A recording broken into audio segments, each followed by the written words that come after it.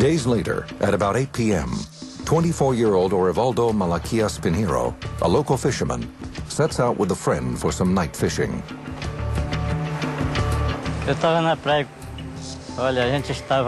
I was on the beach and we were throwing out the net, but the net wasn't catching anything.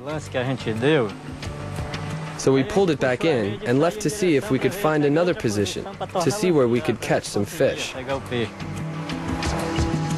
The two fishermen wait patiently for their catch. Suddenly, Pinheiro's friend notices a low-flying, bright light in the sky. There was no noise, no smell. He looked out to the sea, and this light was coming from the direction of the sea toward us. We got scared and took off running. The two men race towards town. Panic-stricken, they tell other residents about what they've just seen. They learn that they are not the only ones to experience these mysterious sightings.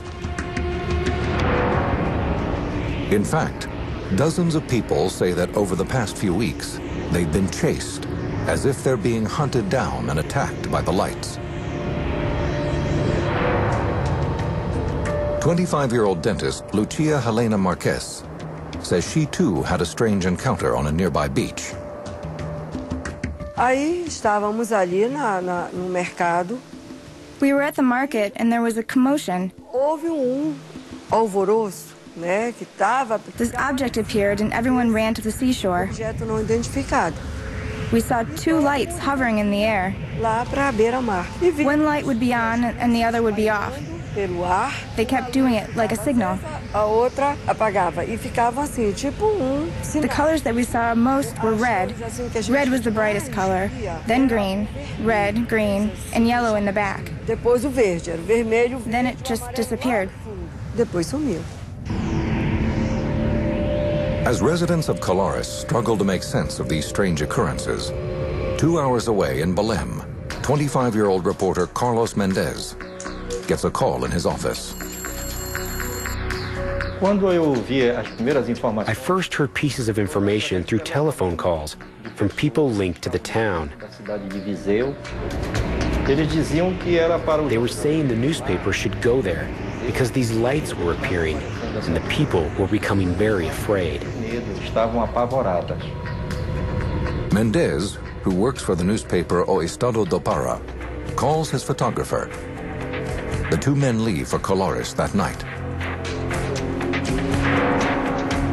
When they arrive, the men are swarmed by residents, wanting to tell their stories about being attacked by strange beams of light.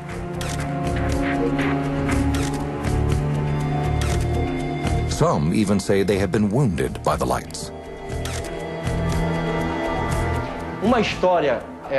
One woman, she was in her house at night when suddenly she saw the brightness. And she noticed that the light was shining on her house. It pierced the roof and lit up the bedroom. The woman says her legs and arms were paralyzed. And the next day, she noticed something strange on her chest. On her breast, there were marks, as if someone had perforated her breast a number of times in the same place with a pin.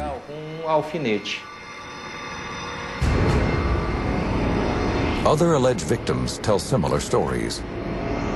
They also say that while they were immobilized by the light, they felt as if it were somehow sucking their blood.